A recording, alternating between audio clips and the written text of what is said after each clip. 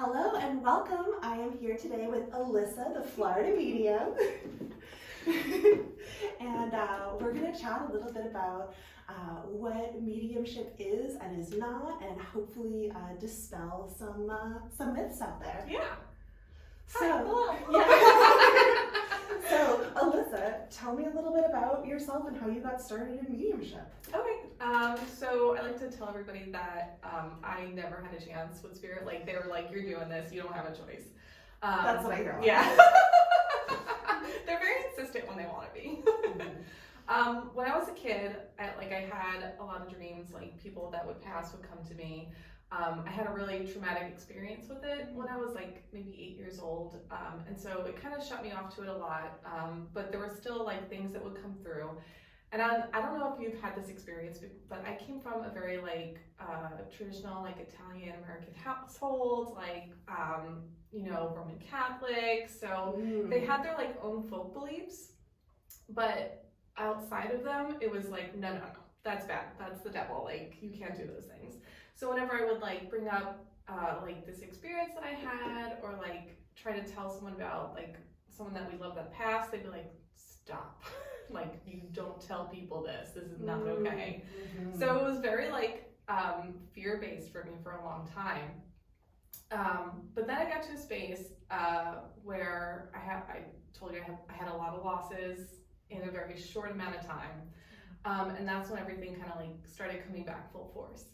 And it was beautiful because I would have these dreams of my loved ones, and it was just very like calming. It made me feel better. Like, I know that you're not here, but you're still with me. And as I was kind of going through this experience, I made the decision that I needed to stop being afraid of it, because obviously it has value and it can help serve people. It served me, it gave me peace. So how can I use it to serve others? And once I made that decision, it was like one thing happened after the other. Like, the path opened up and everything just started falling into place. Isn't it funny how that works? Right? Once you get over like the fear and everything, like the universe is like, thank you, here you go, I've been wanting to give this to you. Get out of your own way. Exactly. So yeah, that's kind of where I was at. And I met my mentor, who I love, and he was the one that has been pushing me like this entire time. Like, whenever I do start stepping back into my fear-based practices, he's like, no, you're not doing this, like, keep moving forward. So I really appreciate that about him. Yes, and it sounds like you really surround yourself with supportive people, because you were telling me earlier you have other people in your life who are like, no, you're not stepping backwards, yeah. You're moving forwards. Yeah, my husband, so my husband like came from the South, like he's from Gainesville, and so like, he grew up in the church, and which is funny because like you think that we wouldn't connect, but our values are the same, and that's where like we found overlap. And I tell everybody, like, go to Shift Church, because that's where he goes, and they're so welcoming and accepting. So if you're still like in that like Christian faith, but you want someone that like cares about you and like understands what love is, go to Shift Church.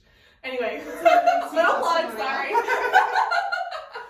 But so like when I first started getting into it, he was like, what are you doing? And I was like, Brian, like, I know you don't think this is a thing, but it's a thing, so just let me roll with it. And he was like, all right, Alyssa, like, whatever. And I love him because whatever crazy stuff I want to do, he supports me. Like, I wanted to raise butterflies, I raised butterflies. I wanted chickens, he let me have chickens. Like, it's just one thing after the other he lets me do. So this is one of those things. But then, and as I was like going through this process, he was like, Alyssa, you don't want to hurt people with this. And I was like, first of all, do you think I really want to do that? You think I'm going to hurt someone? Like, that is not my MO, sir. You should know this about me. And then once he saw, like, because he would listen to the connections that I would make with people, and like he would listen to how they feel in the beginning of our session versus the end of our session. And then I think he realized like the value in it. Like, even if he didn't really understand it, he knew that like, okay, this is actually happening and you're helping people. And from like that moment, then he was like, all right, Alyssa, like, let's do it. Like, this is what you want to do, let's make it happen. That's a very similar path to my husband and understanding my practice, yeah. because he's a mathematician. So right, so in their logical mind, this does make sense. Right. Yeah. So he had to see the evidence, be like, oh, people feel better after working with you. That's a good thing. Right. Well, you know, whether you think it matters, like it works or not, like obviously something is happening here that's making people feel better. And I think like in the end, that's all that matters. Definitely. Yeah. So I'm actually glad that you brought this up because it's an interesting question a lot of people have. So mediumship is not in conflict with religion? I don't think so personally. I know that some people like might feel that way. But I've had like sitters who came from like Christianity and like were very steeped in their faith who still came and like you know, had this experience and it still was in alignment with what they felt and what they believed. And I mean, like I said, it's not hurtful. It's not scary. Like you're just having a phone call with the person that you love. That's it. I love thinking about like a phone call. Yeah. That's really sweet. Well, that's what I told my sitters. Like I'm the phone. I'm getting you guys connected. Like sometimes the reception's not that great, but that's especially in Gainesville. Yeah. But that's what that's all I am. I'm just your telephone to your loved one. That's really sweet. Oh my goodness. I just love that visual. So sitters, is that what you call people that come to you? Yes. Oh, I love that. Just there sitting. Yeah, it's a reminder, like sort of just like that holding of space. Right. And that's yeah. I'm glad that you said that because that was a big lesson that I had to learn like through my journey. And it's something like this is my pet peeve. I feel like a lot of people that go into mediumship, it's very like ego based, and you forget that you're meeting with these people who are literally. I'm not gonna bang on the table. But you're meeting with these people who are like at a low point, or they have all these traumas and things that they're working through, and you have to hold space for them. Like you can't get emotional there. Like I had when I first was practicing and like getting into it, I had some people like who had children that they've lost, and I have 4 kids, so I had to learn that I can't cry. Like I understand. It's not about you. Right, it's not about me. Like I understand and can have empathy for you, but I have to leave space for you to have your feels. And I think that's the other thing that bothers me when people come with their ego is that like so many people come with such baggage. Like I've encountered terrible things that people have had to deal with. And if you're coming in with ego, you don't have space for them to heal. It's a great reminder for compassion because again, these are people you might walk by at the grocery store thinking a second minute. And you know, so many of us are carrying these big wounds, and we don't think that that's a thing with other humans, but it is. Yeah, it definitely like helped me on my healing journey. As I was like learning this, because you have to face a lot of things within yourself in order to create space for others. So like it definitely. Yeah. So it definitely helped me in my healing journey. And I'm not gonna lie, I'm still kind of grumpy out in public. Like I don't like to be bothered. That's fine. But when we're sitting down at the table and I'm connecting with you, it's a whole different experience. Yeah. And that's why, you know, it's finding that balance. Like you don't have to connect with everybody out in public. Right. No, there are boundaries. That's too much. So do you get to choose when you connect with? Yes. Okay. That's another pet peeve of mine. That people are like, I'm open all the time. That might be true, but that's because you're not holding your boundaries. Like I said in the beginning, I kind of turned it off for a long time because I was afraid. So you can still do that. Even like day to day, like I don't let anything come through unless I want it. I was getting really deep into my meditations for a while, and I was getting a lot of like, and I said to them, like, you are allowed to come through in my meditation. I'm open, I'm ready for you, let's go, let's make it happen. I wasn't clear enough at the time, because then they were coming in my dreams, and like... Oh, yeah, you gotta be really specific. Right, so I was like, we're done here, guys, like, only meditations, that's it. And, you know, I did a reading for Brittany, who works at Heart Mind Healing. And I have my little like spiel that I do before my reading, and then I jump right into it because that's like the little, I guess like marker. They know that once I'm done with this, then we can talk. You've made the container. We made the container. Brittany was like, you just jumped into it so quickly. I thought there was going to be like, you were going to be figuring it out for a while. I was like, no. Dialing. No. That's not how we do this. Oh, that's really cool. Yeah. That was actually really interesting to hear from someone who practices mediumship, because that's similar to a technique that I've recommended to some of my more like open clients. Like if you're frustrated with things coming at you all the time, like set office hours. Yes. And be like, all right, I'm not talking to you outside of these, but here is a specific meditation time. Mm-hmm.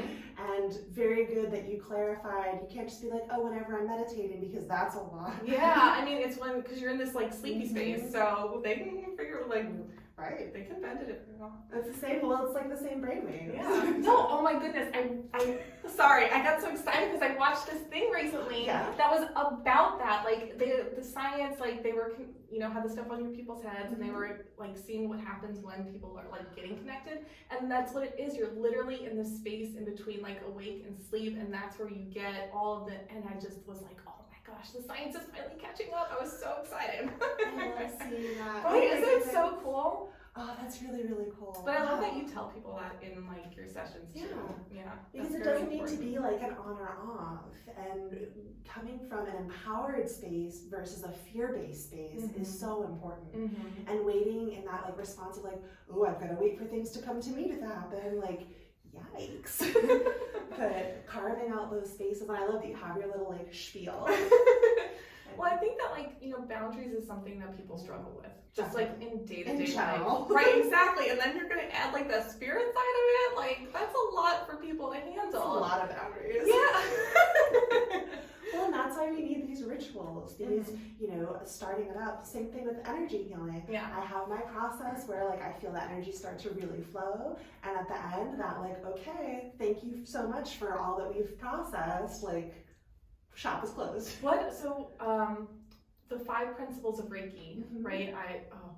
Today I will, do you remember them? Are you testing me? No, I'm not, because for today only, do not anger, do not worry, be humble, be honest in your work, and be compassionate to yourself and others. I love that, because like I went through Reiki training, and when I read that I was like, that connects with mediumship too, like, because you need to hold space for people, and it's like, I think that's what it is just for like all energy work, Yes. And I love seeing, that's, one of the reasons I'm starting this podcast in the first place is to have people with different modalities so we can see the similarities, see the differences, and see how we can interweave to support all beings who are open to support. Yeah. Yeah. My cousin does energy healing down in Orlando, and she sends me her clients sometimes, because what we found is that you hold emotion, right? And so grief is one of those things that you hold in your body. And grief is particularly heavy. Right. So she sends me her clients who like are struggling with their grief or are not understanding. They still have questions about why is this happening, and then those questions are affecting them today. And so she sends me her people so that I can help them work through those feelings and work through that grief and like get that closure that they need in order to move forward, with their life, I guess. Oh, I love that. I love that too. It makes me feel so good to help people. Yes. Oh, it feels so wonderful just to be supportive, and we don't really have enough of those supportive spaces. Spaces where someone can come and have their grief be witnessed instead of like, oh, don't cry, they're there. Which happens in so much of the rest of society. Yeah, it does. Well, and just hard things. People don't want to witness hard things. One of my friends was like, I can tell you the worst things and you're just fine with it. I'm like, well, I'm like got 3 Scorpio. Actually, that's a lie. I got like 5 Scorpios in me. So like, I'm all about transmutation. I can hold the space for you.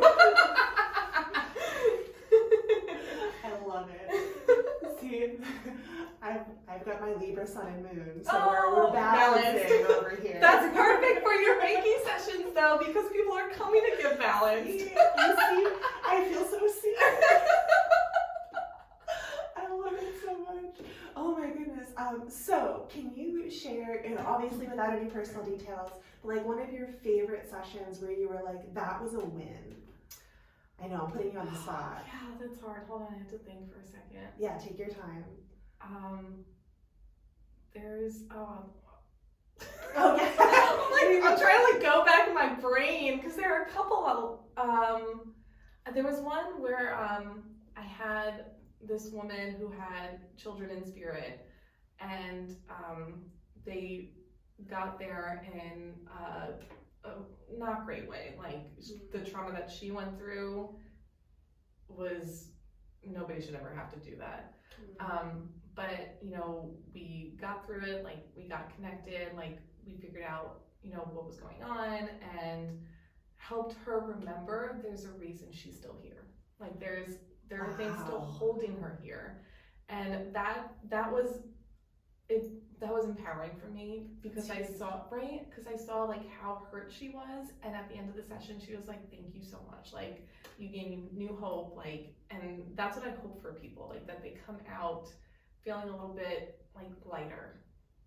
I love that. Thanks. Aww.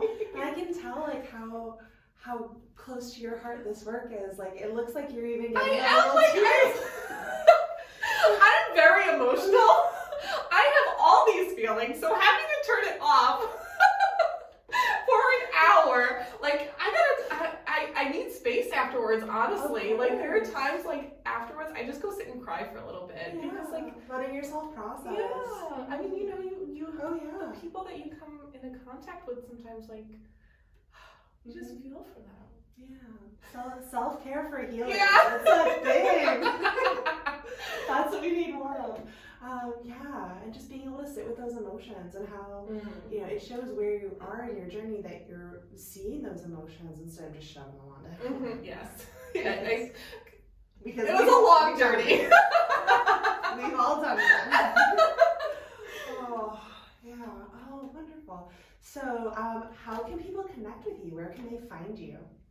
So I have a website, theFloridaMedium.com. They can also go to Heart Mind Healing. Yeah, so Alyssa actually does sessions online via her website. She also does in-person sessions here in the Heart Mind Healing Suites. Yeah. So yeah, wonderful. And social media? Oh yeah. Oh God. What are my handles? Handles will be in the show notes. Thanks. But I know specifically you post some really like funny reels where you're like these cute little videos like showing the real side of what you're doing, and really helping to demystify it. So in service of demystifying mediumship and what this all means, if you all have any questions, reach out to Alyssa, reach out to me. If you've got a whole bunch of questions, we'll have Alyssa back on. Oh my God, I would love to answer questions. Yes, I obviously love chatting with Alyssa, so having her back on like twists my arm.